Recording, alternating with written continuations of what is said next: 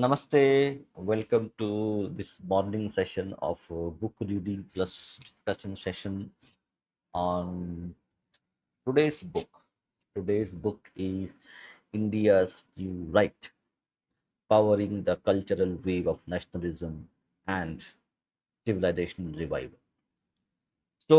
This book is written by Sir Obijit Mujumdar. So, this is published by Blue One Ink. A very interesting book I picked up recently. I went through a few of the chapters and found it pretty interesting in terms of it's very relevant in today's time when we see the so-called nationalist government in center, BJP-led NDA government, and their policies, how they are functioning, how they are transforming Bharat and helping to revive the ancient traditions of Bharat. So let me also give you a brief about the author. Author is Mr. Obijit Mujumdar. Is a journalist, editor, and media entrepreneur with nearly 30 years of experience at India's topmost media houses. He is the co-founder and editor-in-chief of India's first Dolby Atmos enabled audio podcast and video production platform Earshot. So a Bengali doing entrepreneurship, something which looks feels very rare, but here we are. A journalist who is also an entrepreneur. He is also the consulting editor of CNN News 18. Abhijit has been the editor of Midday, Mail Today, Asianet News, English and Hindi, and the resident editor of Hindustan Times, Delhi and NCR editions, and previously Bhopal and Indore editions. Abhijit has interviewed leading politicians such as Amit Shah, Shivraj Singh Chauhan, Sachin Pilot, Smriti Irani, spiritual leaders such as Sri Ravi Shankar, Sister Shivani, film personalities such as Amitabh Bachchan, Salman, and other people. So, as you can see, this is the preface that I'm reading from. So, he is a well known journalist, an entrepreneur now. So, we're going to read a few chapters and also share my perspective. Okay, and also we will take also audience perspective as well. So, this is what it looks like. Civilizational cyclone alert. So this is a very interesting book. Let me actually also share where you can get this book. So I can just go to the website.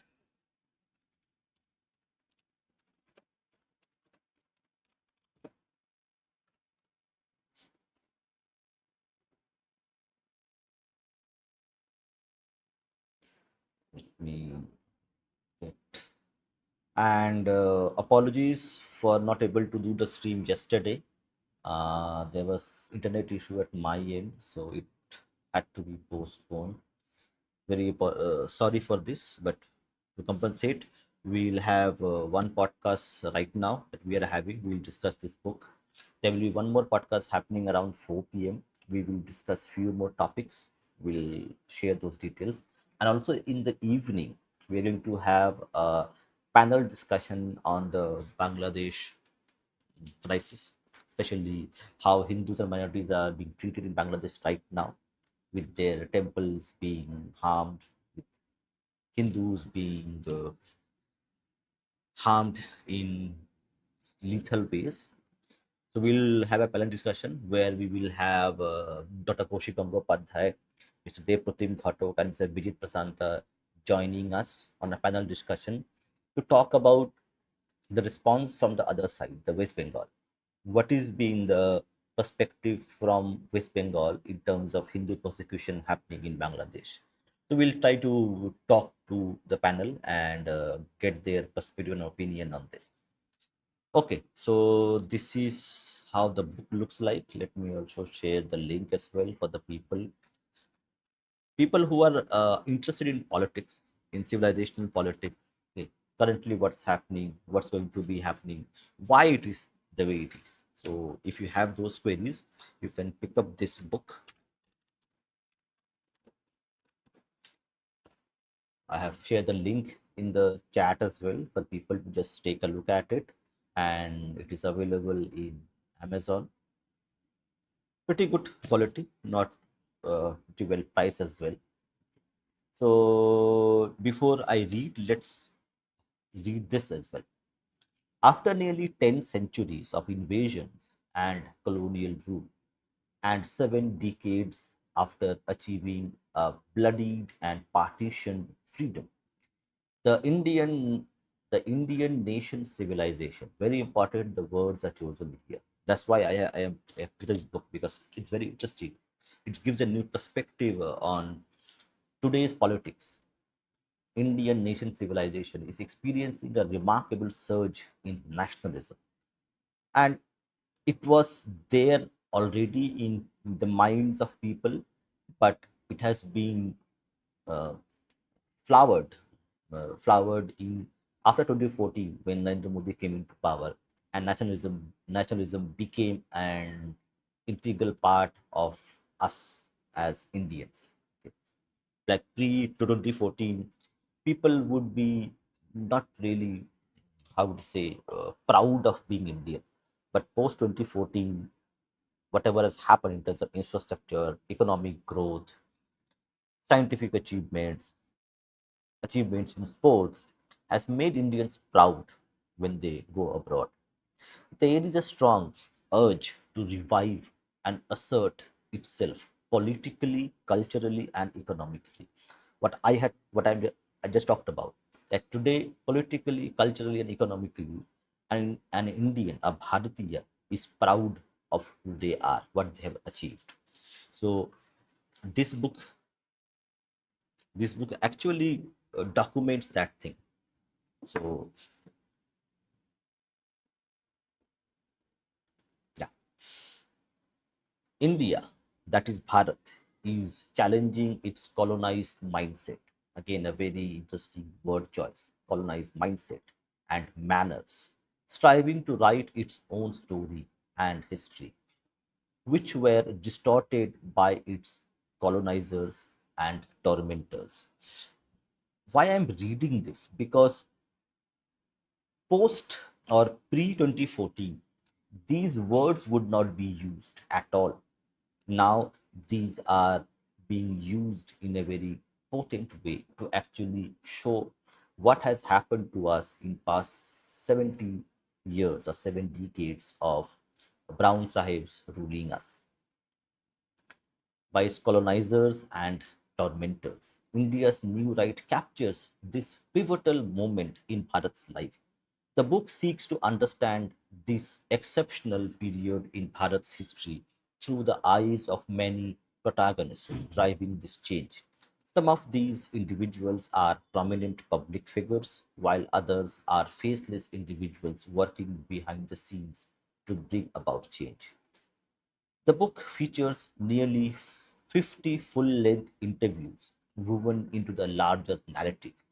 It covers a wide range of subjects from youth to economy, history to popular culture, law to gender identity, minorities to Kharwapsi, the word Kharwapsi, and the demographic war. So I would urge everybody who is listening to this, maybe listen to this later. Okay. If you are curious about what's happening today and how the future is going to look like, pick up this book. You won't regret it. Okay. We have a lot of questions, a lot of things are happening around us politically, economically, culturally. Ram Mandir, we have economy at the fourth largest economy, culturally, but how things are, what are the challenges India faces demographically and otherwise, and they all are talked about with interviews. It's a very important book. I thought, okay, this needs to be discussed. So thank you everybody for joining. Before we proceed, I would request you to please like this stream, also share this stream, so that more people can actually get to understand and know about this very important work coming out very recently. So now I'm going to just read a few passages of this book.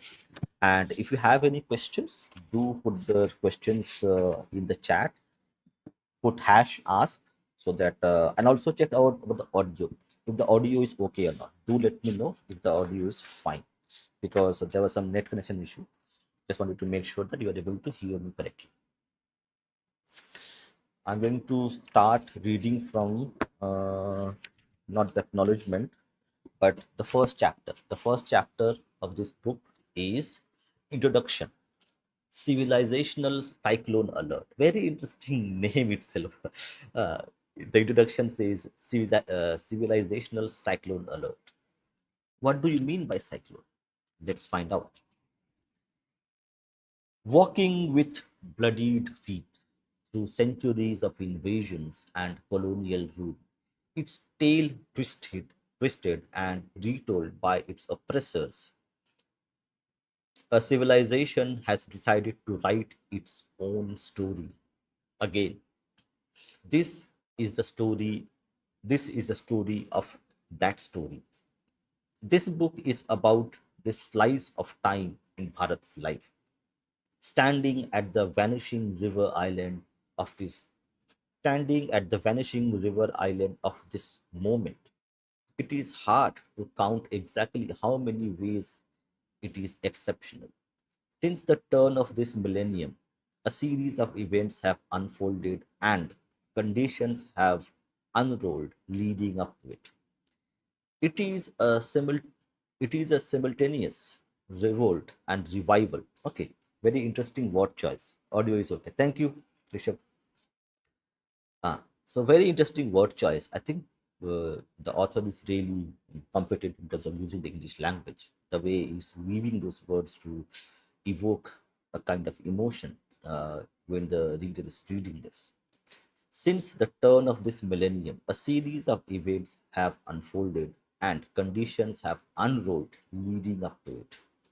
It is a simultaneous revolt and revival that this land, known for centuries as Bharat or Hind long before India, has not witnessed since its freedom from British colonial rule in 1947. If one were to keep aside the epochal political goal of independence, the force of this civilizational resurgence could be the strongest in centuries. There is also a collective desire to move forward from the colonization of the Indian mind. Mm. So we are at the cusp, at the time where we are ready to actually move from the colonization of Indian mind. What does it mean by colonization of Indian mind? The book's title is inaccurate. The book's title is inaccurate. One must admit upfront, Bharat does not have a very interesting. Actually, I read it too, but I want to read it to you again because it's very interesting the way it is being viewed around the narrative. The book's title is inaccurate. One must admit upfront, Bharat does not have a right wing in the Western sense. Many nationalists, or Indics, or Dharmics, as many call themselves, do not endorse a pure uh, laissez faire economy without any protection for local industry or the poor. Now, interesting. Let's analyze this specific sentence. Okay. Many nationalists, or Indics, or Dharmics, as many call themselves, do not endorse a pure laissez faire economy without any protection for local industry or the poor. Now, this one sentence actually gives away what's happening today. We have freebie politics where money, food, grains, and other incentives are given to the poor people. Electricity, gas, food, cash handouts to the poor people. So it shows, correct? It putting in that one sentence, but Bharat also wants to become a economy where people are able to do their business, be the capitalist that they want to be. So there is a balancing act which is going on. They have no problem with alternative sexuality, fluid gender, or abortion in the early stages if it is the mother's choice. They are all They are they are all anti-left, but one cannot define such a large and strong movement by what it is not. So it is not a right wing. Many even have a problem with being narrowly defined as nationalist, as Bharat's ancient wisdom and traditions transgress the nation's boundaries into universalism.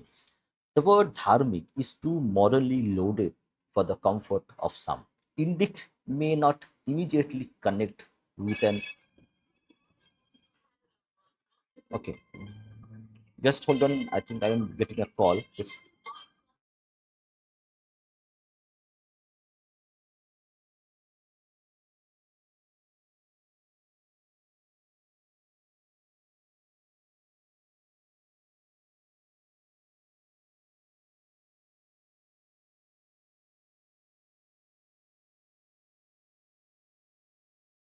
Sorry for the interruption. There was a call coming. So, okay, fine. Let me just get this.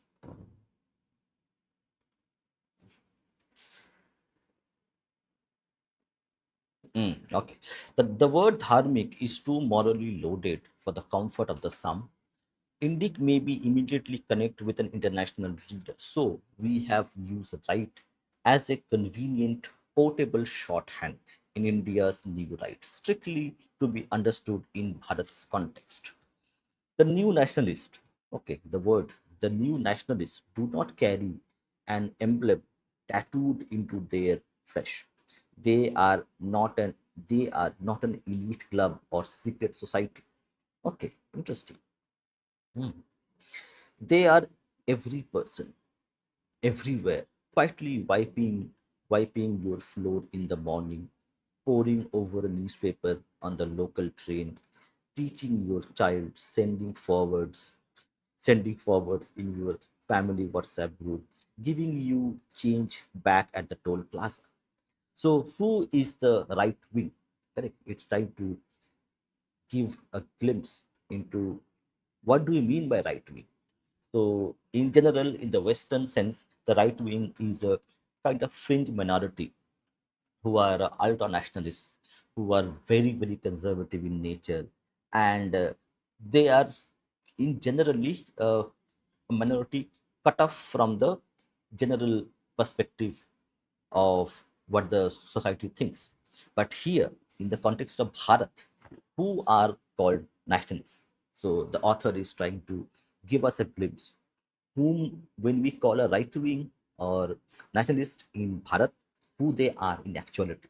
So author is mentioning they are not an elite club or a secret society. They are every person, everywhere.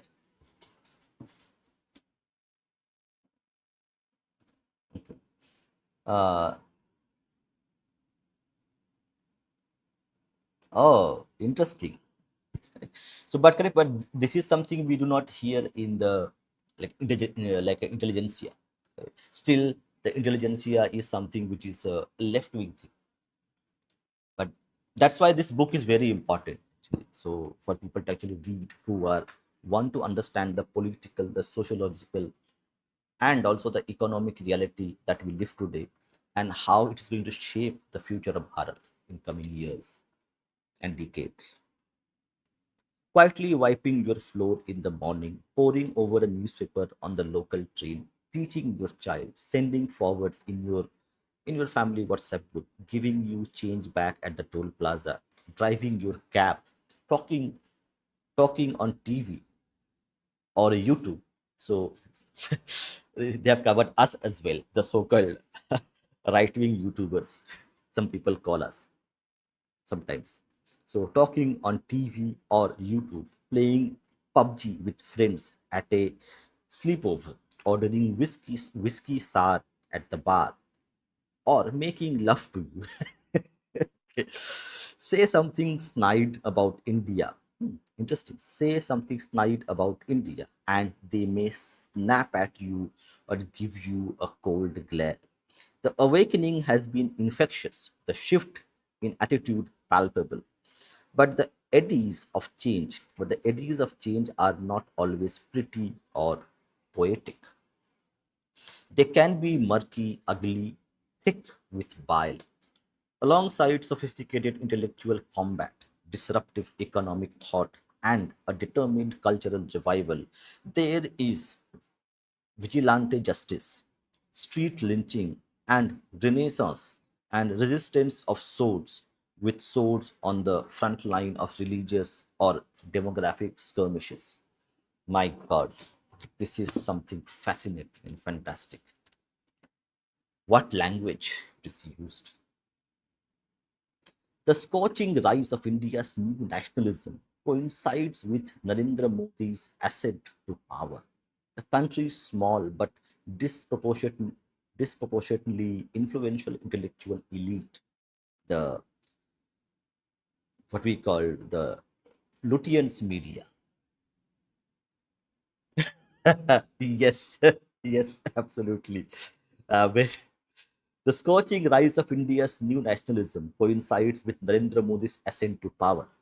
The country's small but disproportionately influential intellectual elite, the Lutyens elite, which has weaponized and wielded Nehruvian secularism, abhors the movement's Hindu overtones. This mainly this mainly English-speaking class of writers, journalists, academics, actors, left leaning historians, and activists call this new nationalism an assault on minorities and country's secular institutions. I have always said this outside West Bengal, specifically, lefties are being socially ostracized nationally. West Bengal will also see a trend in this direction too. It's just 15 years behind the country.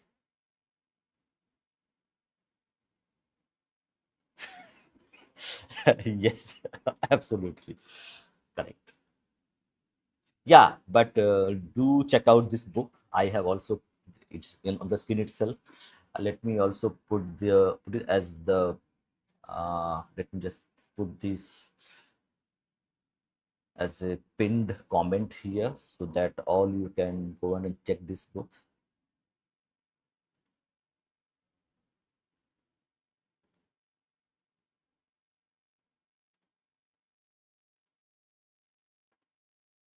Okay, it is pinned. I have pinned it. Let me do it for one more stream.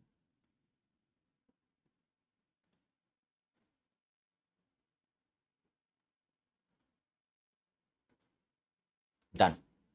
So I have pinned it on both, so it should be good now. Okay, interesting correction. The West, what West Bengal does today, India did back decades ago. Correct. Okay, let's see. Modi, man in the middle. Hmm, interesting name. Modi, man in the middle. So I think a lot of people who are in cybersecurity or computers, internet, they will know the term man in the middle. Okay, MIM attacks. So it's interesting. Modi, the man in the middle syndrome. The time this book is about, the time this book is about cannot be captured without mentioning the man standing at the center of this cyclonic shift. Prime Minister Narendra Damodar, Prime Minister Narendra Damodar Das Modi. He is the protagonist, looming in every page, every act of this ever unfolding story. Some argues that his politics persona have set off this dramatic transformation.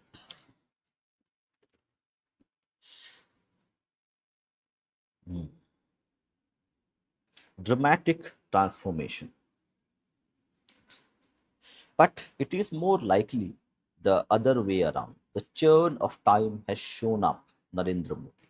Okay, interesting argument is here is that some argue that his politics and persona have set off this dramatic transformation. People think Modi is responsible, or the some people think Modi is the primary protagonist who is making all these changes. But the author says But it is more likely, this is not the case. It is more likely the other way around. The churn of time has thrown up Narendra Modi. So, this churn of civilizational identity, nationalism, revival of ancient Indian traditions, dharma, it has been going on, as dharma is eternal. And as in Samudra Manthan, we had, correct, wish, we had Amrit, and we have many other things were thrown up by the sea, by the ocean, where the Samudra Manthan happened. So this churn of dharmic revival has given rise to Narendra Modi. So Narendra Modi is an outcome, not the primary protagonist in this ascent of Bharatiya civilization identity. The churn of time has thrown up Narendra Modi. No individual inspires new right or enjoys its trust more than Prime Minister Modi. Even from his own words, the desire to effect profound and millennial changes to set Bharat toward a distant, gilded future and to brush with immortality is clear.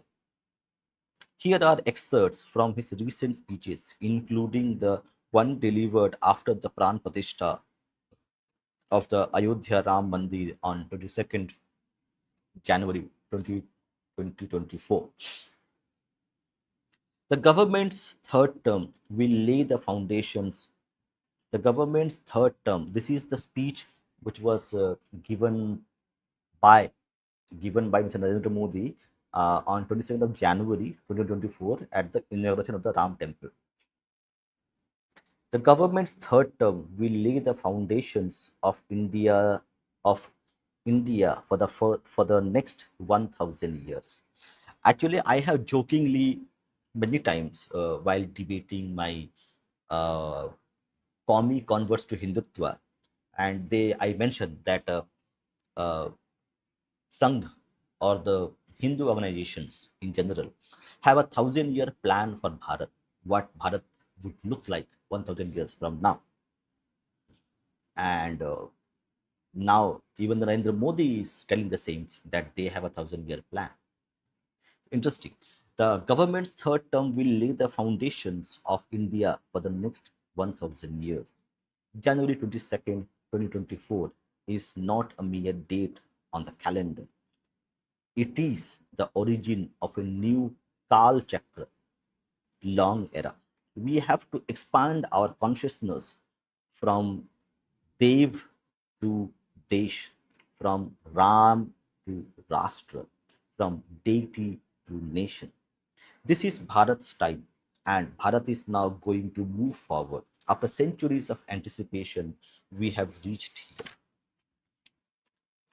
Whether it is whether it is replacing King George's cross on the Indian Navy with an image of Chhatrapati Shivaji, renaming Aurangzeb Road Allahabad and Aurangabad, or installing the Sengal from Tamil Nadu, the Hindu spiritual symbol of justice, transfer of power, and good governance. In the new parliament, Modi displays an irre, irre, okay, irrepressible intent to decolonize. In a speech, he said that whenever we get a glimpse of colonial slavery, even in the tiniest of things within us or around us, we have to liberate ourselves from it. In another speech, he mentioned for India and the many nations around the world, for countless generations living in the shackles of colonialism had been a compulsion since the time of India's independence. A post-colonial era started around the world. Many nations got freedom. Today, there is no country which exists ostensibly as a colony of another country, but that does not mean that the colonial mindset has ended.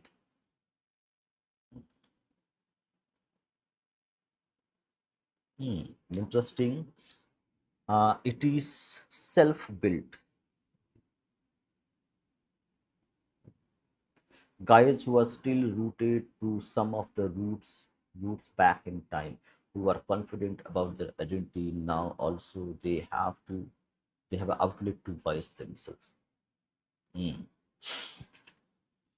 He also made digs at his main political opponent, the Congress, who was inspired by the British.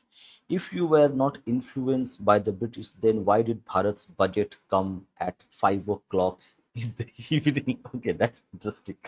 5 o'clock in the evening, because the British Parliament started in the morning. This urge to decolonize and revitalize a wounded civilization is leaving a long concrete trail of actions. The Modi government has spent nearly 7,000 crore on 122 projects, 122 projects to revive civilizational place of pilgrimage. From opening Ram Mandir to the Bab's Hindu Mandir in Abu Dhabi to the Srinathji temple in Bahrain. He is personally spearheading a civilizational revival. Part of that is the restoration of the Somnath temple in Gujarat, Char Dham Kedarnath temple in Uttarakhand, Kalika temple in Delhi, Jnanvapi corridor, Jnanvapi corridor in Kashi, Mahakal corridor in Ujjain, and the Martand Sun Temple.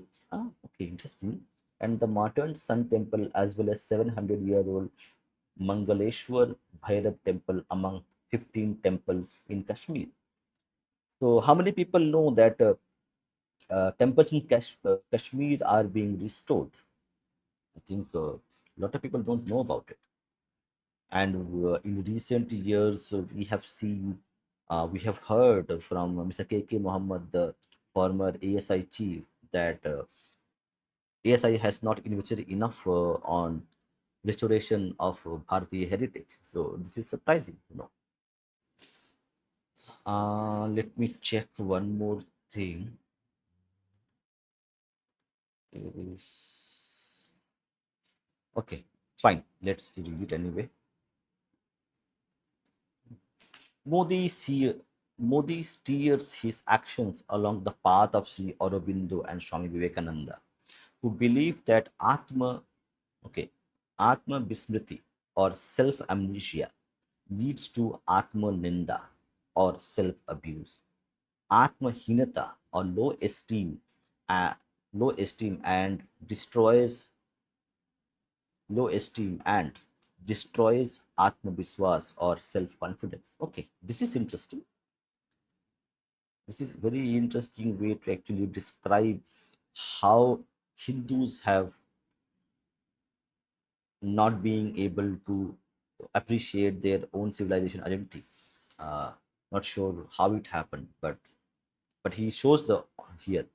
Besides civilizational revival, Modi's okay, let's read this again. Modi steers his action along the path of Sri Aurobindo and Swami Vivekananda, who believe that Atma Vismriti or self amnesia, we Hindus have lost our, maybe no, not lost, but forgotten a lot of our heritage. How many Hindus today can actually do a puja on their own? I can't do. I have to consult books to do puja, do rituals, know the rituals again. So this self amnesia is sometimes self inflicted by us. Okay. Okay. आर्थिक रूप से सक्षम, correct. Okay. Sharda Shakti Peeth in Kashmir. Okay, is it being revived by government? That's what I need to understand. The Artha at hand, along with resources like cheap internet, proves the age-old proverb of Samaj Khali Pet Bhajan. That okay, Samaj Khali Pet Bhajan na hoye Gopala. Correct. Yes.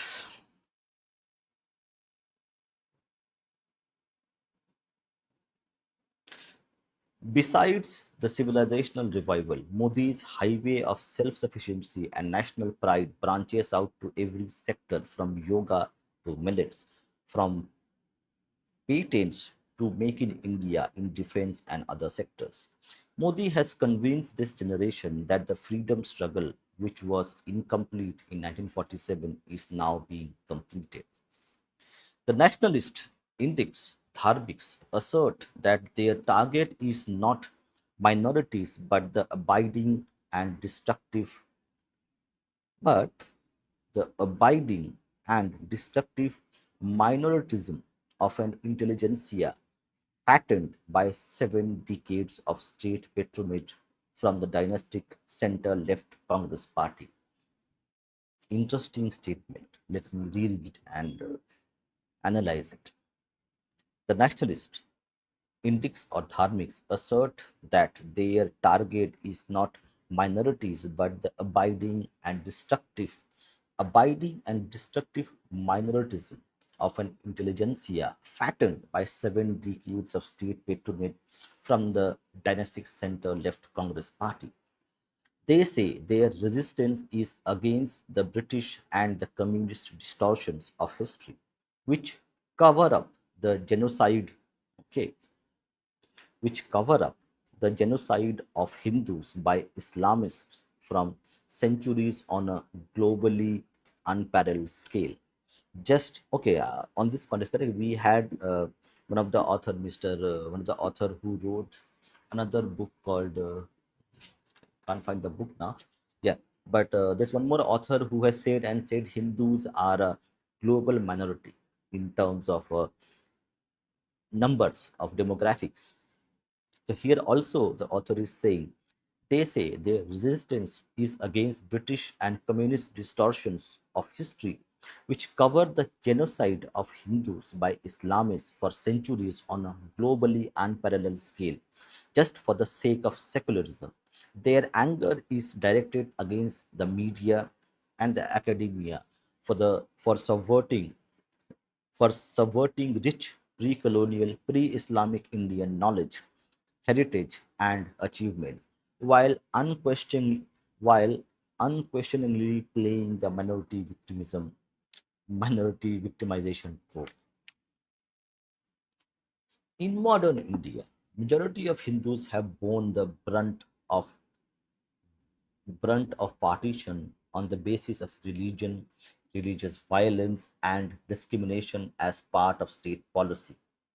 The Dharmiks argue their revolt has been against endemic corruption and the cornering of nation's resources by tiny but all-powerful liberal elitist networks. Perhaps for the first time, ordinary Indians are waking up and vocalizing their angst about a losing 1,000-year demographic war. Interesting. Mm. Lack of traditions does that. When there is no memory down the generation, self amnesia is inevitable. Happens faster with disruption, which is caused by a system of education which incentivizes greed. Well said. It is like a weaponization of human behavior. So that's an important part of it. Yeah. So this last sentence, the system of education which incentivizes greed, everybody has those traits. It is somebody systematically using that human trait, human behavior to actually make it a socially acceptable behavior. That's something which is happens. Vocalizing their angst about a losing 1,000-year demographic war, which has taken away Afghanistan, Pakistan, and Bangladesh from Bharat and threatened to sever, threatened to severe more limbs. But above all, the insurrection of India's faceless millions has been against the constant attacks on their simple day-to-day traditions, their festivals, their way of life, and the core of their spiritual existence through punishing policies, judicial whiplash, op-ed pieces, and what they view as leftist often foreign funded and anti Hindu, anti India activism.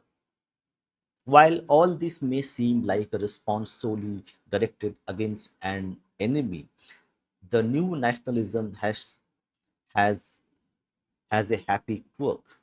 It also stands for something. There is a cross disciplinary revival of pride on one's self, one's nation, one's traditions, one's civilization, and one's place in the world. Fascinating.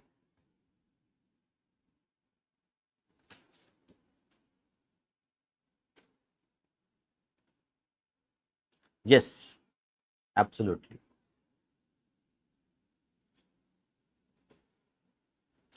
The pride is invested in the uniquely Indian philosophical sense of swa, or the self, as a cultural and spiritual collective. The self is not a narrow individual being in the Western sense who, who rose through life like a forlorn boatman in the ocean. Down the ages, Swa has manifested itself in Swasiksha, own education, Swabhasha, own language, Swabhiman, self respect, Swabhumi, own land, Swadharma, own duties and virtues, and Swaraj, self rule.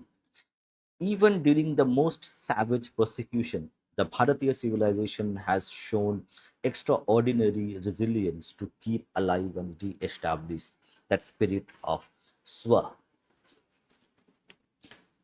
To understand today's resurgence, a brief journey across events and conditions that led up to this moment is necessary. Interesting phase. It is important to trace the extensive wounding and gritty recoveries of Bharat's sense of swa. When Muslim invaders like Bakhtiyar Khilji destroyed entire universities like Nalanda, smaller educational spots came up locally. Temples, for instance, were the hubs of social, cultural, educational, and economic activity. Social structures were built around temples. Every zone had a big mandir. So, when temples were being attacked, pillaged, and destroyed, worship shifted to home and neighborhood or mohalla. Ram Leela, Krishna Ras Leela, Devi Puja, and other community religious functions sprang up. Indian saints like Ramdas, Tulsidas, Chaitanya Mahaprabhu, Narsi Mehta, Guru Nanak, Namdev, and Sant Ganeshwar were contemporaries with the rule of Islamic dynasties like the Mughals. Yet they upheld traditions, devotion, and the essence of Swa undaunted. The Islamic invasion of Bharat were among the world's most significant holocaust. In his book Growth of Muslim Population in Medieval India, historian K.S. Lal estimates, detailing events and studying the population of India between 1000 Common Era CE to 1500s Common Era, that 60 million to 80 million Hindus were slaughtered by the invaders. Scholar Conrad Els writes in his book Negation in India. The Muslim conquest.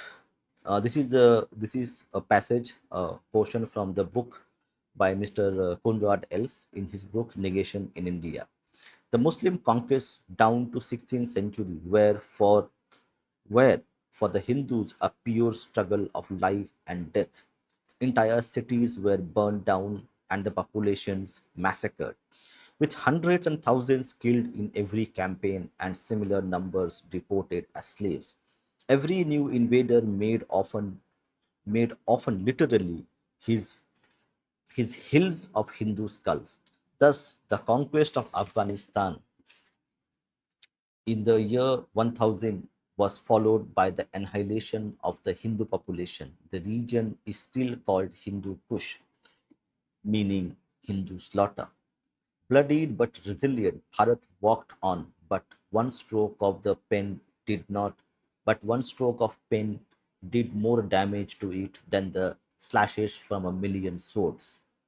If there was a single biggest assault on the sense of sword, It was creation of the English Education Act 1835. Thomas Babington Macaulay was was its architect. Education in Sanskrit, Arabic, and Persian was drastically defunded and relegated to the uh, cobweb cobweb back cobweb back shelves. English now occupied their space. Macaulay averred, I have conversed both here at home with men distinguished by their proficiency in Eastern tongues. I have never found one among them who could deny that a single shelf of a good European library was worth the whole native literature in India and Arabia. And then he eloquently stated the purpose of the new act, which still resonates prophetically to this day. We must at present do our best to form a class who may be interpreters between us and the millions whom we govern, a class of persons, Indian, Indian in blood and color, but English in taste, in opinions, in morals and intellect. Read this again. We must, this is Macaulay writing it down. We must at present do our best to form a class who may be interpreters between us and the millions whom we govern. A class of persons who are Indian in blood and color, but English in taste, in opinions, in morals, and intellect. So we the term coined by many are brown sahibs. So these are the brown sahibs whom we are talking about.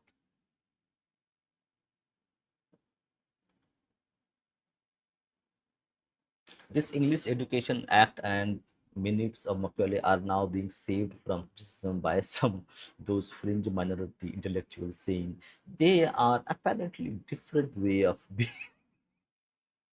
Absolutely. Yes. See, the beneficiary class will always find ways to make things happen. Nearly 2000 years later, Bharat's English speaking elite remains the most vocal opponent of decolonizing the nation's mind. Even after independence, India, under its first Prime Minister Jawaharlal Nehru, chose a colonial continuity in education and outsourced.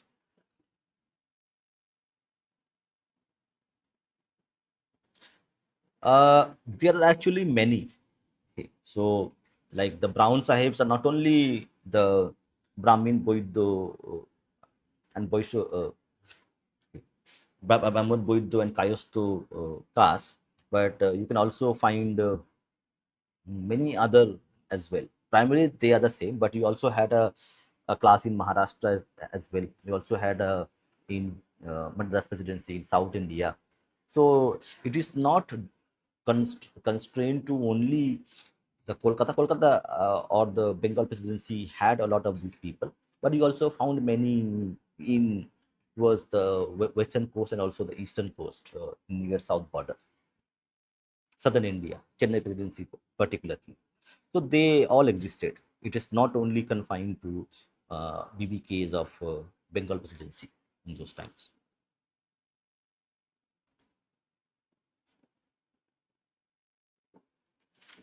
Okay, it's nearly 200. Okay. Mm. And outsource history and humanities to entrenched leftist academic syndicates. His okay, he's talking. Okay, he's using a very important term.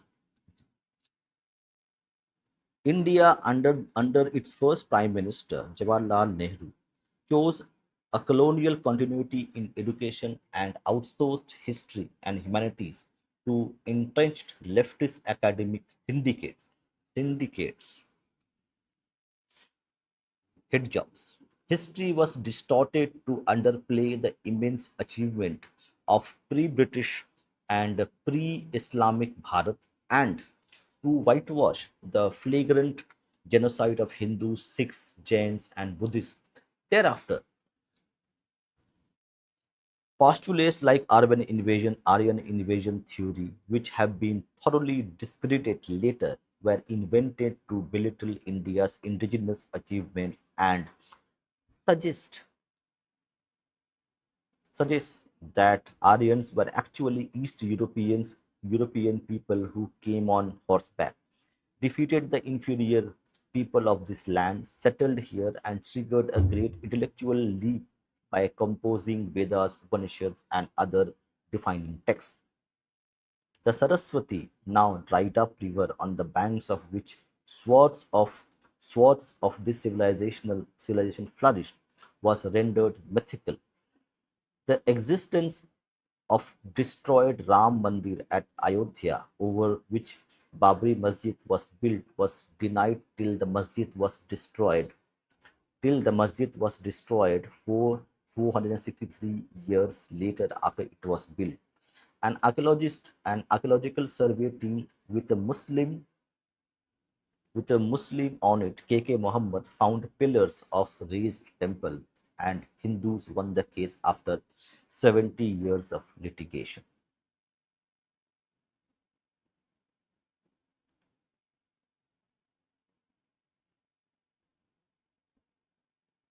To distance themselves from the infamous quote by Lord Macaulay, they say, well, Macaulay said that to serve his own purpose. Reference, a recent book from JNU bound professor writing on 19th century. As if Macaulay did not speak about his purpose at all in those minutes of debates. He said categorically that this would plant a flag of empire in the deepest of the depths.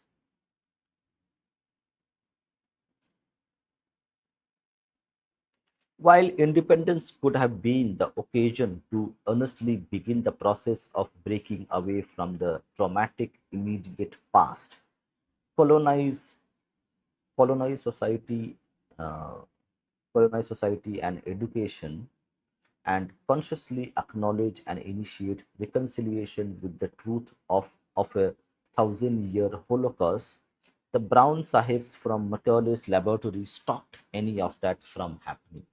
In the name of positive discrimination towards minorities, Indian state turned Hindus into perpetually gaslighted second-class citizens and Muslims into an ever regressive incendiary vote bank. Okay, that's strong words are being used. In the name of positive discrimination towards minorities, the Indian state turned Hindus into perpetually gaslighted second class citizens and Muslims into an ever regressive incendiary vote bank, never to be integrated with the national mainstream or accorded real benefits. The Hindu personal laws were changed under the Hindu Code Bills in 1955 and 1956. These included the Hindu Marriage Act, Hindu Successions Act, Hindu Minority and Guardianship Act, and the Hindu Adoptions and Maintenance Act. Curiously, Muslim personal laws were left untouched despite the fact that they allow deeply problematic practices like polygamy, instant triple talaq, divorce on the spot by simply uttering talaq, talaq, talaq, and nikah halala. If divorced couple wants to get back together, the wife has to marry and have sex with the third person, leave him, and only then return to her ex-husband. While at the individual level, legislation and state policy began to discriminate between communities, a grand geopolitical appeasement of Islamists was afoot in Jammu and Kashmir. Nehru was adamant about giving it a special status under Article 370, which for decades would work as a bulwark against integration of the Muslim majority state with India and encourage separatist impulses. The chief author of the constitution, B.R. Ambedkar, and Bharatiya Janasangh leader Shyama Prasad Mukherjee were openly opposed to the special status, and according to some accounts, the then Home Minister Sardar Vallabhbhai Patel privately expressed his reservation to his close friend and colleague Jawaharlal. Nevertheless, Nehru ensured that the Article 370 was passed by the Constituent Assembly in 1949. Not satisfied, Nehru then brought Article 35A in J&K, bypassing Parliament through a presidential order. Together with Article 370, it severely impinge on the rights of women, lower caste, migrant workers, and LGBTQ individuals until the current BJP government struck both articles down on 5th August 2019 and made J&K a union territory governed directly by the center. Besides Ram Mandir and Kashmir, the two most potent issues that shook the Hindu collective consciousness in the 1980s were the Shah Banu case and the ban on satanic verses in India. In 1978, Shah Banu Begum of Indore, then 62 years old, was divorced by her husband. She filed a case in the Supreme Court and won the right to alimony. All hell broke loose. Muslim politicians launched a vicious campaign, and Islamist mobs hit the streets demanding that the verdict be scrapped because it was against Quranic laws. The Congress government of Rajiv Gandhi, in power with the most staggering majority in India's electoral history, 404 out of 514 seats, cati- capitulated. It passed the Muslim Women Protection Rights. Okay, it passed the Muslim Women Protection of Rights on Divorce Act 1986, diluting the Supreme Court order and limiting the right of Muslim divorcees to alimony from their ex-husband to a period of just 90 days following the divorce. Hmm.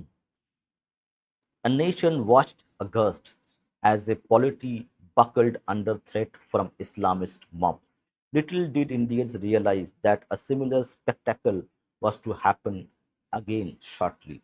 On 14th February 1989, the ailing Ayatollah Khomeini of Iran issued a fatwa calling for writer Salman Rushdie's head over his book, the Satanic Verses, which he claimed had slighted Islam.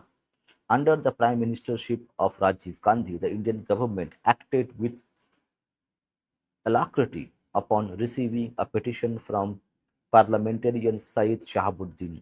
India banned the book on 5th October before all other states, even the Islamic world, leaving the permanent blot on its record in matters of freedom of expression. Around the time these events were unfolding, many of the children of history who would drive the biggest wave of Indic resurgence so far were being born. Millennials.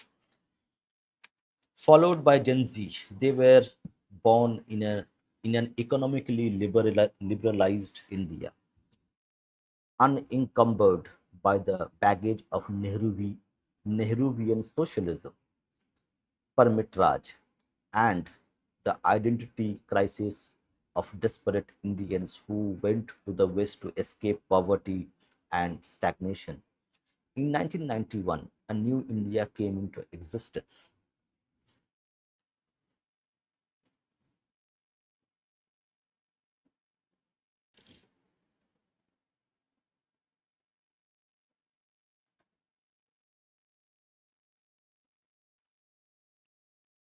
Biography of Vidyasagar by his brother Shambhu Chandru reflects this frustration of then priests and scholars as how their livelihood were getting robbed and the only way was to settle in the new city and get a job there just to have a semblance of normal life. Autobiography of Raj Narayan Bose, grandfather of Rishi Aurobindo, to provide deep insight into these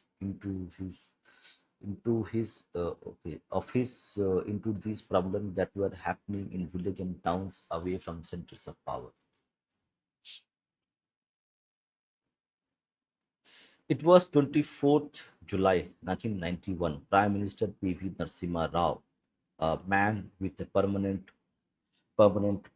pout and very few words, announced the abolition Abolition of Industries Development and Regulation Act 1951. All licensing of new industries except for a few sectors was removed. It was the beginning of tectonic economic reforms, and Rao did it without fanfare, without even press conference. It was as if happy bomb he had been dropped on Indian economy. The impact was deafening. Buoyed by the openness of globalization, a confident India began to emerge. Indians were no longer uh, diffidently holding out their passport at immigration. A self-assured generation which knew it could compete against anybody in the world was slowly taking shape.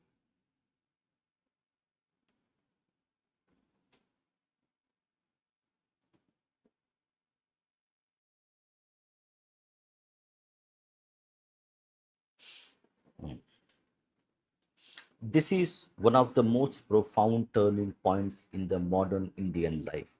The opening up of the economy, the advent of the internet, and the arrival of social media, Facebook, Twitter, both launched in India in 2006, were directly responsible for the political change we are witnessing today. These events started shaping a citizenry that would not accept uh, chicanery and corruption and was armed with very powerful tools to fight against them. While liberalization brought a certain confidence and prosperity among a large section of population which had remained untouched by these changes, the internet and social media revolutionized information and democratized opinion on, on an unprecedented scale. Earlier, the only way to counter an op-ed writer's view was to write a letter to the editor, who would most likely promptly trash it. Now, star journalists, anchors, intellectuals were being challenged with fact, facts right under their posts, prompting an alarmed intelligentsia to label every challenger as a troll. Okay, that's interesting. But there was no escape. It became hard to hide in a digitized world. Even more difficult to hide incompetency with bluster, snobbery, and fake victimhood. Savage. This is savage. But even this wired generation did not get weaponized overnight. Like their predecessors, they helplessly watched dark events unfold. Lies, proffered, hypocrisy read for over a decade before they started organizing themselves and rising in defiance. They watched the selective vilification of Hindus over 2002 Gujarat riots. Since Narendra Modi was then the Chief Minister of Gujarat, the media intelligentsia kept branding the communal violence as a genocide of Muslims by Hindus. They would often conveniently black out the fact that 59 Hindus were burned to death in a train near Godhra station by a Muslim mob on 27th February 2002, which led to the Hindu retaliation. Official figures put the death toll at 1,044, with 223 missing and 2,500 injured. Of the dead, 790 were Muslims and 254 Hindu. In which genocide do some many suppose perpetrators die? But TV and newspaper coverage was relentlessly one sided. The left and liberal lobby of editors, who had near total control over media, would edit, manipulate copy or footage sent from the ground by local reporters to suit the Congress establishment's narrative. The nation silent. The nation also silently watched Sonia Gandhi, the Italian-born wife of Rajiv Gandhi, nearly became prime minister and later run the nation with an invisible remote. People started asking themselves if a nation of over a billion was unable to produce an Indian-born leader to lead the country. Resurfacing in public memory was the fact that although Sonia married Rajiv in 1968, she acquired citizenship only in 1983. In between her in between, her name mysteriously appeared on the voting list in 1980. Although she was not an Indian citizen at the time, Delhi lawyer P.N. Lekhi even filed a public interest petition before the Delhi High Court arguing that Sonia did not meet the definition of Indian citizen as outlined in Article 5 of the Constitution. But all this did but all this did not stop Sonia Gandhi from running the country as a super PM, often overturning decisions by the soft-spoken Prime Minister Manmohan Singh. Images of Singh or other senior members of the Union Cabinet, okay, genuflecting, okay, that's an interesting word, cabinet, genuflecting deepen, before her, uh, before her deepened the dismay of millions of Indians about her extra constitutional authority. She reinforced the tyranny of the unelected by creating National Advisory Council to advise the Prime Minister. The NSE was a motley group of left minded activists, economists, former bureaucrats, and such like. It was Sonia's tool to go above the head of PM Singh and his council of ministers. Vivek Debray, now the chairman of PM's Economic Advisory Council, wrote in 2013, NAC is neither fish nor fowl. NAC is not answerable to the executive or legislature. Incidentally, the Planning Commission isn't accountable to Parliament either. It was set up through an executive order. De jure, any advisory body role is to make recommendation. NSC's role has been much beyond that. In multiple instances, it has dictated to the government. It thus owes its power to the clout of the chairperson. When the chairperson's clout diminished, so does NSC. This has been evident since 2006. The modification in the Food Security Bill are case in point.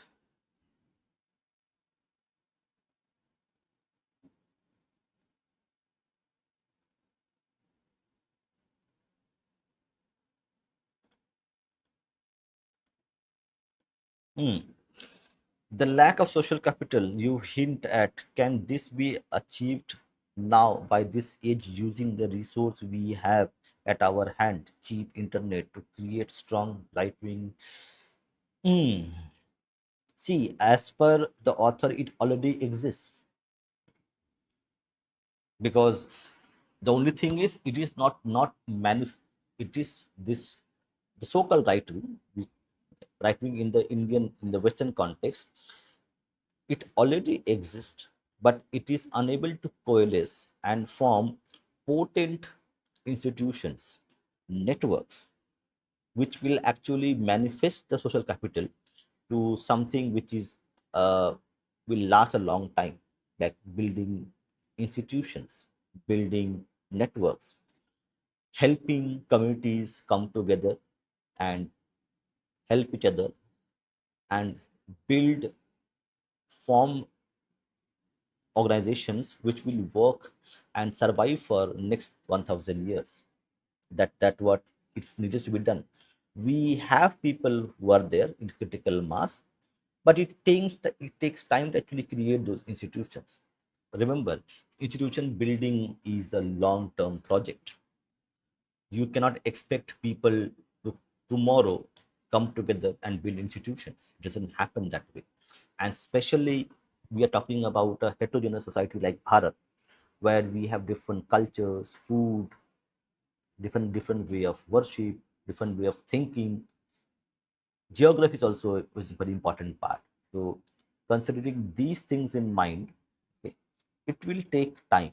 For a homogeneous country like Japan or China, it is far more easier, because the consumption pattern is very similar in terms of language and food, because that would happen. It will happen eventually, but it will take time, and we have seen it's happening. We're at the cusp of change in this time. So I think from our perspective,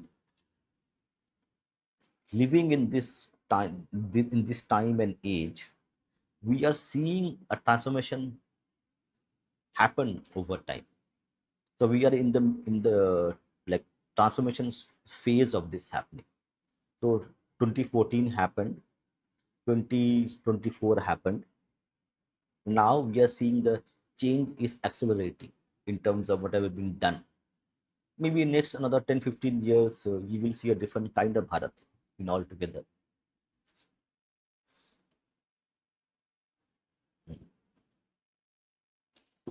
So does NACs. This has been evident since 2006. The modification in the Food Security Bill is the case in point. A nominated, not elected oligarchy determines the fate of millions. That this is done in the name of poor is beside the point. Most damage to the poor has been done in the name of the poor. Important words. Most damage to the poor has been done in the name of the poor. The Indira Gandhi's famous slogan, Garibi Hatao. She never abolished Garibi, but she used the same poor to again make them poor. Borrowing from George Orwell's evocative descriptions in 1984, there are the proles, Indian poor, and NAC, and the NAC represents the inner party. This is crony socialism at its worst. While crony socialists, nice words, while crony socialists were dictating policy, the United Progressive Alliance (UPA), governed, run by the Congress with other friendly secular parties, was not disappointing the crony capitalists either. Scam after scam started getting exposed, mainly by the Controller and Auditor General's office.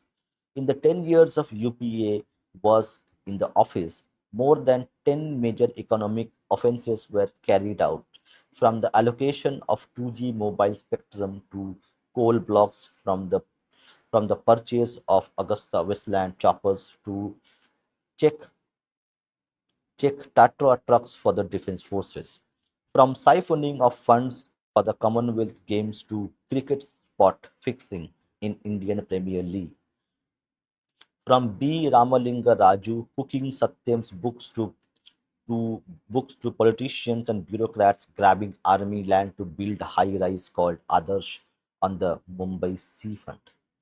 Very few areas were left untouched. During those years, phone banking came to mean wealthy industrialists could simply call public sector banks and get bad loans worth hundreds of crores using political clout. Interesting words. This wanton corruption was to prove this wanton corruption was to prove the UPA regime's undoing. As the nation appeared like a moving ATM van, from all to loot but none to steer, citizens' anger was slowly building up for a tornado like anti corruption movement. The landfall was 2011. The India Against Corruption movement, with Anna Hazare at its helm, exude, exuding a village simpleton aura, marked the beginning of the end of UPA. Massive crowds from all walks of life, diverse ideologies, spontaneously gathered at the Ram Leela Maidan, where Anna and his aides like Arvind Kejriwal, whom later founded the Aam Aadmi Party and is now the Chief Minister of Delhi, Prashant Bhushan, Kiran Bedi, Kumar Viswas led the charge. Social media hissed with outrage. Television went live with day-long coverage every day. A haughty A Hockey government first tried to steamroll the protest by making high-profile arrests of yoga guru Ramdev and then Hazare himself, but eventually agreed to the protesters' terms in parliament after a long and tumultuous debate. For the mobile phone wielding social media savvy generation, that was the first taste of collective success against what they inf- euphemis- uh, euphemistically called the system. Even before the popular resistance against corruption had started, something else was gnawing, gnawing on the nation's mind. It was the naked minoritism by the political parties that called themselves secular, selectively blaming Hindus for Gujarat, Assam, UP, or Muzaffarnagar riots was one aspect of it. A lot more was unfolding. The biggest of them was 26/11 Mumbai terror attack. It was the world's most notorious terror attack after 9/11. Armed Lashkar-e-Toiba jihadis trained and dispatched from Pakistan stormed crowded places in Mumbai and started indiscriminately killing people. Chhatrapati After massacre at the Chhatrapati Shivaji Terminus, Taj Mahal Hotel, Chabad House, and Leopold Bar, 175 people were dead. What, what stupefied and angered the nation was that Congress-led government's unprecedentedness despite unprepared. Okay, but what led government's unpreparedness despite dozens of terror attacks earlier. It's nonchalant. It's nonchalant. The Home Minister was busy changing suits for TV cameras while the attack was on, and ultimately, the initial attempts to somehow blame Hindu terror for the carnage. If one of the terrorists, Ajmal Kasab, did not been caught alive because of the incredibly brave life sacrificing effort by low ranked police officer Tukaram Omble, the entire attack could have been passed off as Hindu plot. So sure was the Pakistani spy agency Inter-Services Intelligence of the Indian establishment's political need to blame such violence on Hindus and please Muslims that the terrorists were sent wearing Hindu sacred thread kalava on the wrists and had Hindu names in their identity cards. Kasab's assumed name was Samir Dinesh Chaudhary. Predictably, Congress politicians like Digvijay Singh had started blaming the Rashtriya Swayamsevak Sangh (RSS) and overarching Hindu social, cultural, political organization and perhaps the largest NGO in the world before the truth emerged. Even after such massacre and one of the Pakistani perpetrators caught alive, the Indian government of the day did not attack Pakistan despite considerable air, ground, and naval superiority.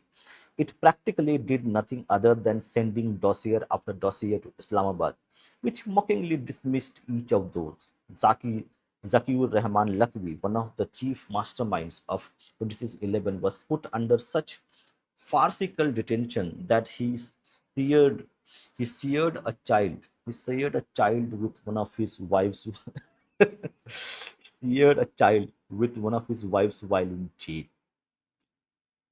While the 26/11 perpetrators were roaming freely in Pakistan, making babies and raising funds to escalate jihad against India, the Congress government was busy inventing Hindu terror.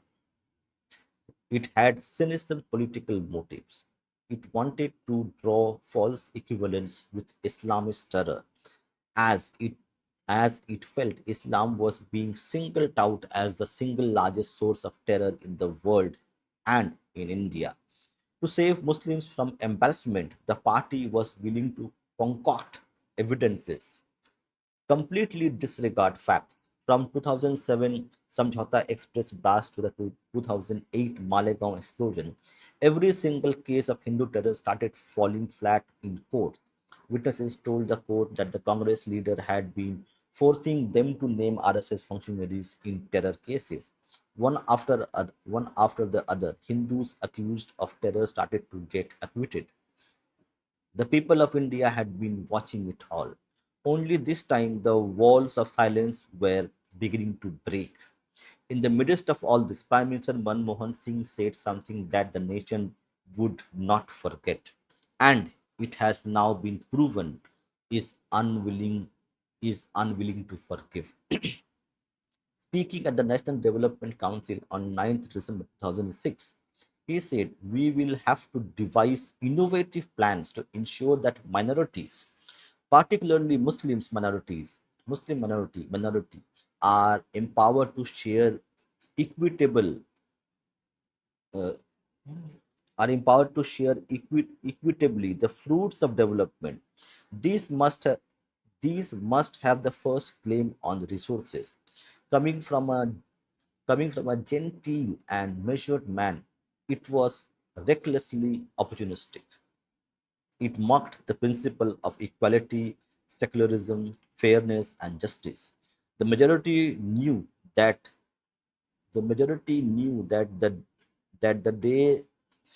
that the day that they were on their own, and they would have to stand up for themselves.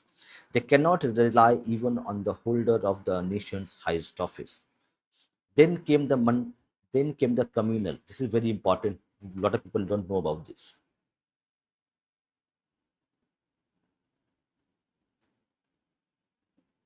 Hmm. This is very important part that we do not know actually. A lot of people don't know. Then came the Communal Violence Bill of 2011, or the Prevention of Communal and Targeted Violence, Access to Justice and Reparations Bill 2011. For sheer gall, it deserved a medal. It was it was the audacious handiwork of Sonia Gandhi's hand-picked and unelected NAC. This project was led by activist Harsh Mandar.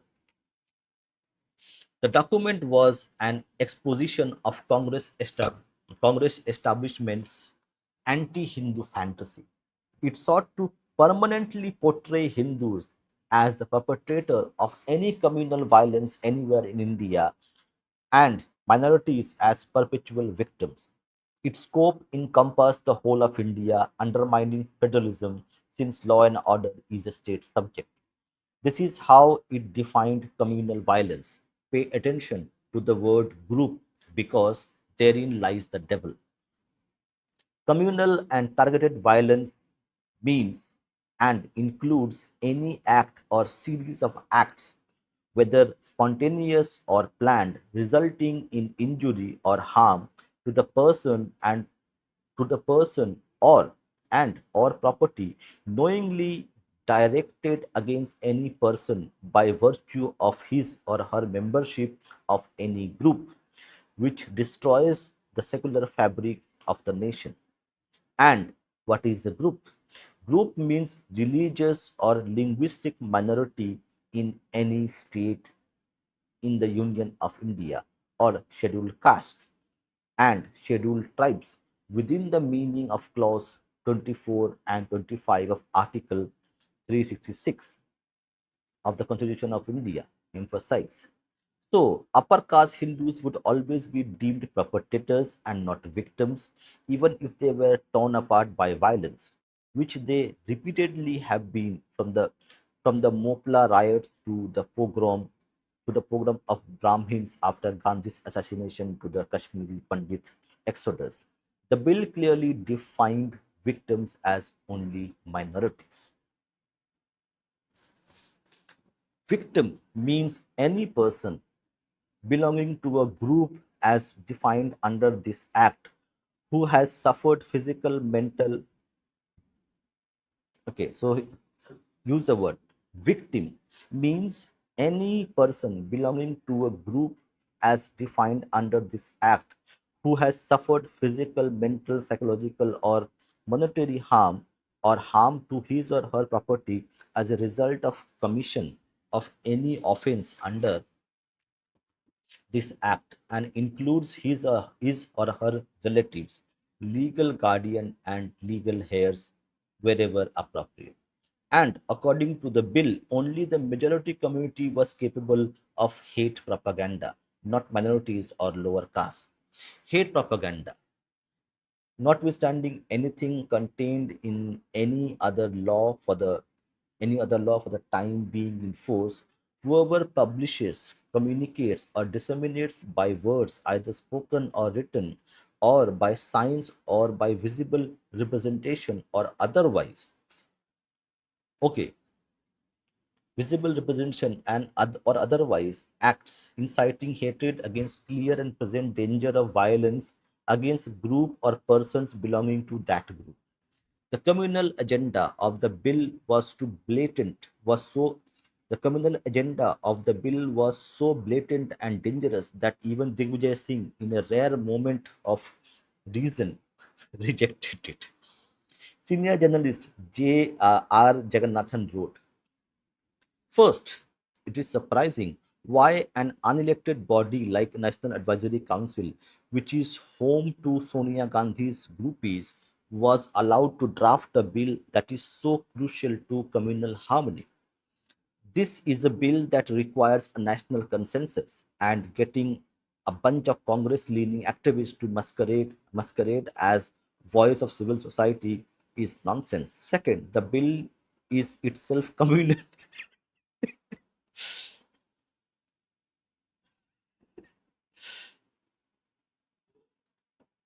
See, in politics, you have to be a chameleon.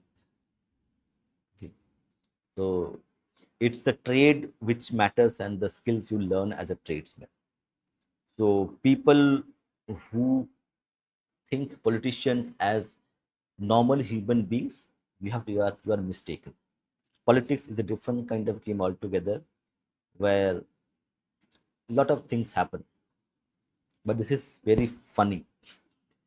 Second, Mr. He says, second, the bill itself is communal in nature, according to a key definition of the people who are presumably the focus of targeted violence. Group means a religious linguistic minority. In any state in any state in the Union of India or scheduled castes and scheduled tribes, if you take away the fact that religious minorities and SCSTs between them account for 40% of the total population, the bill cleverly posits that the other 60%, which may include upper caste Hindus, other backward castes, some miscellaneous groups, are only people capable of targeted violence. As we saying, 40% can never target 60%, given that these numbers are distributed all over the country. But the Congress was unstoppable. It brought the well meaning right to education for underprivileged children to get quality education through reservations in school seats. However, the burden of conscience was only placed on secular and Hindu educational bodies. Minority institutions were summarily exempt. Why? Why must minorities bear no responsibility for nation building? There are obviously no satisfactory answers. And finally, one of the biggest reasons for dissent of the new generation is the public display of anti-nationalism and anarchy in their own habitat, campuses. There has been brazen communist and Islamist radicalization in institutions like Jawaharlal Nehru University, Jadavpur University, Jamia Millia Islamia, Aligarh Muslim University, and the Film and Television Institute of India, often led by their left leaning Islamist minded faculty. These cabals actively persecute nationalist or Hindu voices.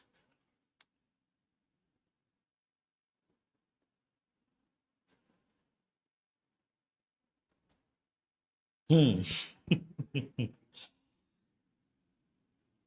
In May 2000, two army officers were mercilessly beaten up in JNU for objecting to a couple of Pakistani poets bad mouthing India at a program. 16 years later, a program was organized in JNU to honor the terrorist mastermind of the 2001 parliament attack, Afzal Guru, who was hanged later. Chants of Bharat Tere Tukde Tukde, Inshallah, Inshallah, and Azadi filled the air.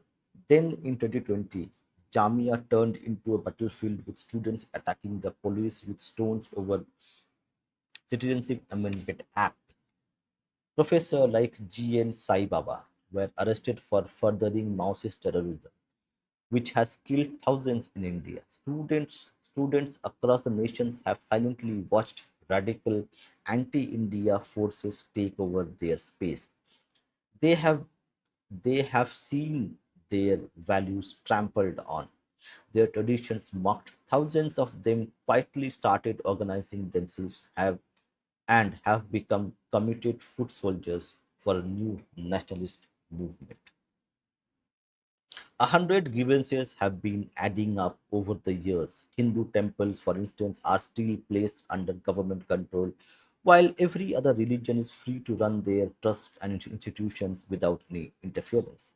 Entry to women of reproductive age at the Ayappa temple at Sabrimala became a big feminist legal issue. The petitioners do not realize that the tradition was created because only the celibate form of Ayappa is worshipped at that temple. In temple that despite other life phases of Ayappa, women are not barred. Rehana Fatima, a Muslim activist, reportedly tried to enter the Sabrimala temple carrying sanitary pads. Interestingly, in India, interestingly, India has the least 9 or 10 temples like Kamakhya in Assam, Attukal Bhagyavati temple in Kerala, Brahma temple at Rajasthan's Pushkar, Devi Kanyakumari temple in Tamil Nadu, and Durga Mata temple in Bihar's Muzaffarnagar, where men are not allowed to enter year round or during certain days. Hmm, interesting. This is we did not know.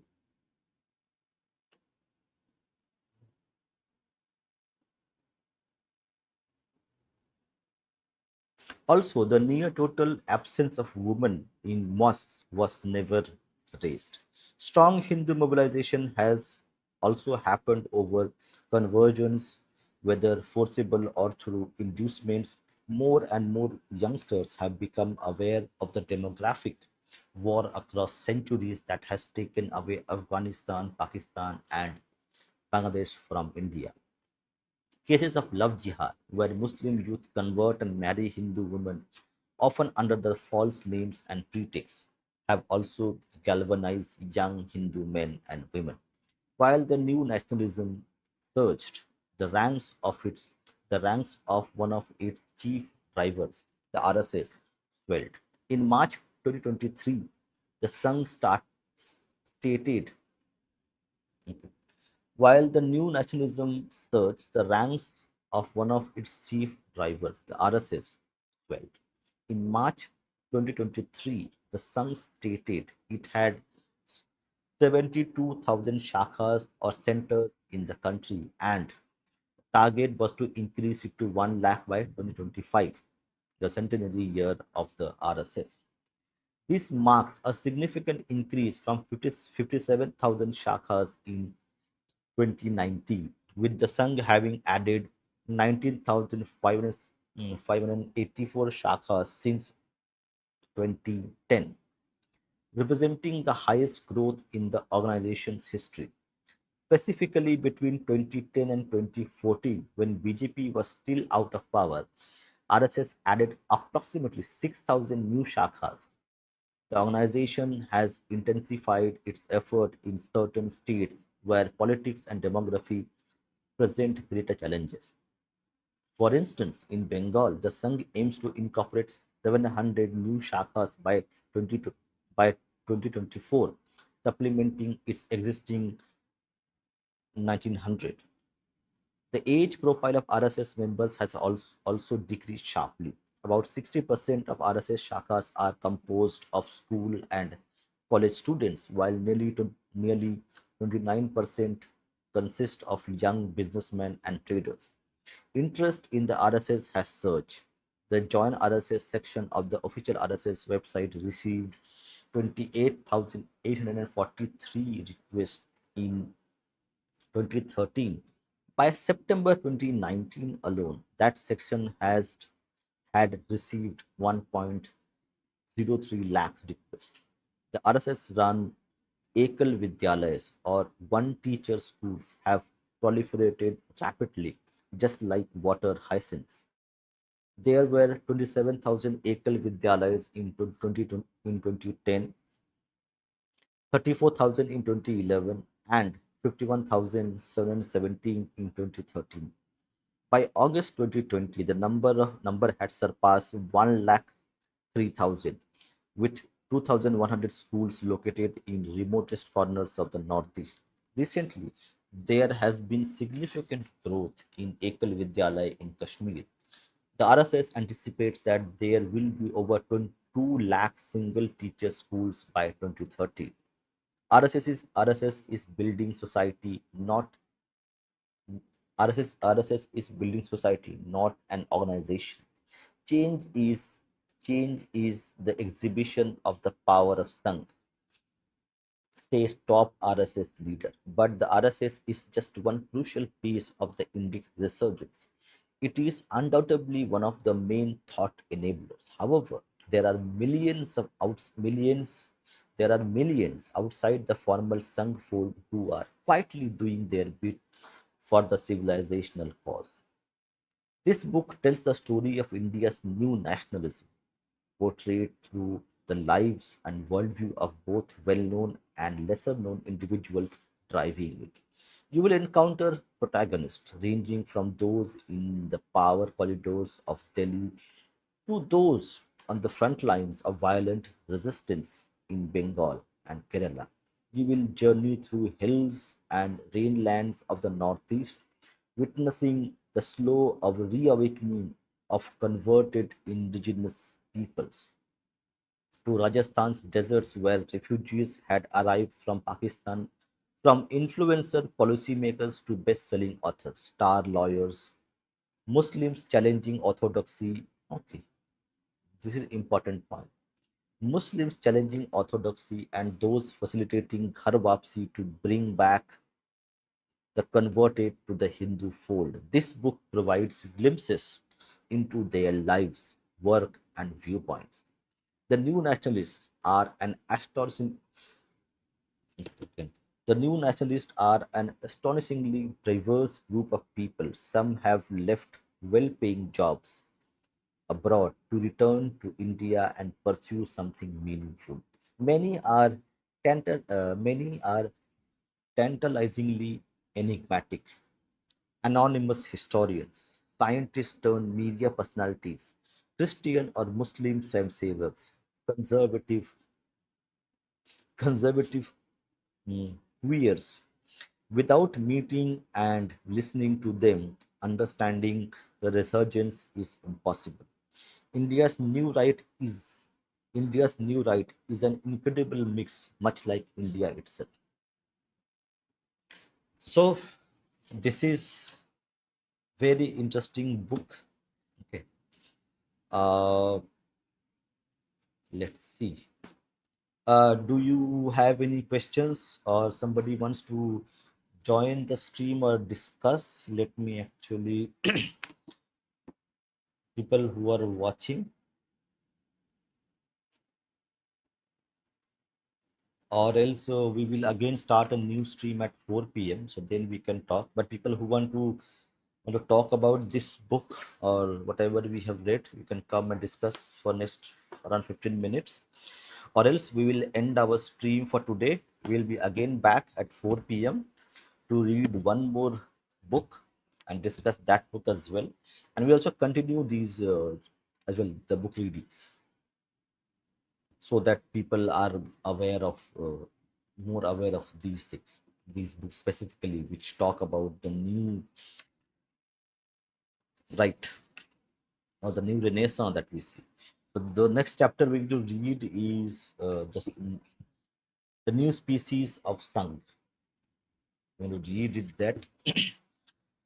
So thank you very much everybody for joining, and see you at 4 p.m. and also at 8 p.m. So we have 3 podcasts scheduled. This is the first one. We'll again have at 4 p.m. and again at 8 p.m. So Jai Shri Ram, Vande Mataram.